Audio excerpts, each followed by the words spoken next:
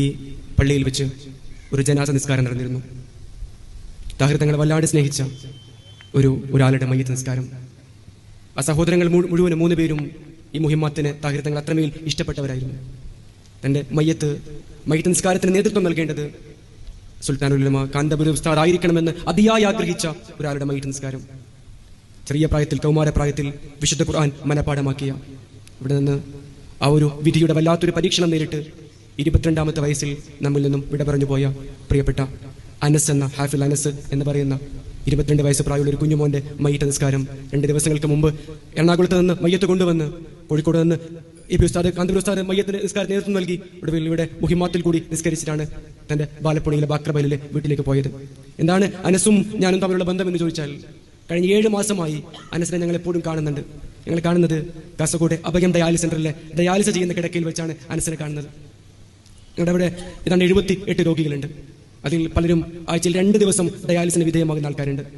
Dialysis നിങ്ങൾക്കൊക്കെ അറിയാം, 2 വൃക്കകൾ നഷ്ടപ്പെട്ടാൽ 4 മണിക്കൂർ നീണ്ടു നിൽക്കുന്ന ഒരു മടുപ്പിക്കുന്ന പ്രക്രിയയാണ്. 3 പ്രാവശ്യം ആഴ്ചയിൽ ഡയാലിസ് ചെയ്യുന്ന രോഗികളുണ്ട്. എന്നാൽ അനസ് ആഴ്ചയിൽ 4 പ്രാവശ്യം ഡയാലിസ് ചെയ്യുന്ന രോഗിയായിരുന്നു 22 വയസ്സിൽ. പക്ഷെ അനസ് അവിടെ എല്ലാവരെയും അത്ഭുതപ്പെടുത്തുന്ന ഒരു ജീവിതമായിരുന്നു അനസിൻ്റെത്. അവിടെ സഹോദരൻ മനസ്സിലായ ഒരുപാട് ആളുകളുണ്ട് ഡയാലിസ് ചെയ്യാൻ വേണ്ടി വരുന്ന. അവിടെ ജീവനക്കാരായി ഒരുപാട് സഹോദരൻ മനസ്സിലായ ആൾക്കാരുണ്ട്. അവർക്ക് അത്ഭുതത്തോടെ അനസിനെ നോക്കിക്കാണാനുള്ള കാരണം എന്താണെന്ന് അറിയോ? ഡയാലിസിന് കയറുന്നതിന് മുമ്പായി അവൻ വാഷ്റൂമിൽ കയറി വുളു എടുത്തിട്ട് കയറും. എന്നിട്ട് ഡയാലിസ് തുടങ്ങിക്കഴിഞ്ഞാൽ നിസ്കാരത്തിന്റെ നേരമാകുമ്പോഴേക്കും അവൻ നിസ്കരിക്കും. ഒരൊറ്റ നിസ്കാരം പോലും. രോഗിക്ക് ഇളവുണ്ട്, നമുക്കൊക്കെ അറിയാം. പക്ഷെ അനസ് നിസ്കാരം ഒഴിവാക്കില്ല. അനസിന്റെ ജ്യേഷ്ഠൻ മിഞ്ഞാന്ന് റിൽവാൻ ഹിമമി പറയുന്നുണ്ട്, ആ മയ്യത്ത് കടന്നു വരുന്നതിന്റെ ഇടവേളയിൽ ഇങ്ങനെ കാത്തു നിൽക്കുമ്പോൾ പറയുന്നുണ്ട്, ഡയാലിസ് കഴിഞ്ഞ് 2ാമത്തെ ഷിഫ്റ്റിൽ ഡയാലിസ് കഴിയുമ്പോൾ അത് അവസാനിക്കുമ്പോൾ ഏതാണ്ട് 6 മണി 7 മണിയൊക്കെ ആവും. പലപ്പോഴും 2-3 ബസ് മാറിക്കയറിയിട്ടാണ് എപ്പോഴും കൊണ്ടുവരാൻ ആളൊന്നും ഉണ്ടാവില്ല. അദ്ദേഹത്തിന്റെ വീട് മഞ്ചേശ്വരത്തെ ബാക്രബൈലിലാണെങ്കിലും കഴിഞ്ഞ 7 മാസമായി താമസിക്കുന്നത് നമ്മുടെ ഈ പെദ്രപ്പള്ളിയിലുള്ള മദീനത്തുനൂർ എന്ന് പറയുന്ന സ്ഥാപനത്തിലാണ്. ഇവിടുന്ന് ബസ്സുകൾ മാറിക്കയറി തിരിച്ചെത്തി ഒന്ന് കുളിച്ചൊരുങ്ങി നിസ്കാരം കഴിയുമ്പോൾ 9 മണിയാവും. ഡയാലിസ് കഴിയുമ്പോൾ ഒരു അസഹനീയമായ ഒരു ക്ഷീണമുണ്ട്.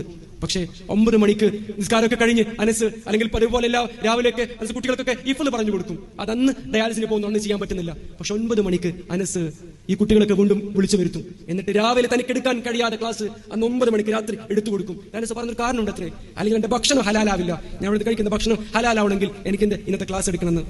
ജീവിതത്തിൽ ചെറിയ സങ്കടത്തോടെ പറയുന്ന കാര്യം, ചെറിയ പ്രായത്തിൽ തൊട്ട്, അറിഞ്ഞ പ്രായം തൊട്ട് ഒരു തഹജ്ജുദ് മുടക്കുന്നത് ഞാൻ കണ്ടിട്ടില്ല. എന്നെ ഇങ്ങോട്ട് വിളിക്കുന്ന അനസാണ്. ഇത്ര വർഷമായി ഡയാലിസിന് കടന്നു പോകുന്നു. എന്നിട്ടും കഴിഞ്ഞൊരു 3 ആഴ്ച മുമ്പാണ് അവൻ സഞ്ചരിച്ചിരുന്ന ഓട്ടോറിക്ഷ അപകടത്തിൽപ്പെട്ടത്. അപകടത്തിൽ 3 പേര് സഞ്ചരിച്ചിട്ടുണ്ടായിരുന്നു. അതിൽ ഏറ്റവും വലിയ അപകടം സംഭവിച്ചത് അനസിനാണ്. ഈ ഡയാലിസിന്റെ കൂടെ, ഈ ഹൃദ്രോഗങ്ങളുടെ കൂടെ, ഈ രോഗങ്ങളുടെ ഒക്കെ കൂടെ അവന്റെ 2 കാലിന്റെയും തകർന്നു പോയി. എല്ലുകൾ തകർന്നു, ഫ്രാക്ചർ ഇട്ടു, കയ്യും തകർന്നു. 2 കാലുകളും ഫ്രാക്ചർ ഇട്ട്, കയ്യും ഫ്രാക്ചർ ഇട്ടിട്ടാണ് പിന്നെ ഡയാലിസിന് വന്നത്. എന്നിട്ട് നേരെ ഹോസ്പിറ്റലിൽ പോയിട്ട് അവിടെ നിന്ന് ഒരു സെൽഫി എനിക്ക് അയച്ചു തന്നു. പറഞ്ഞു, ഒരു ആക്സിഡന്റ്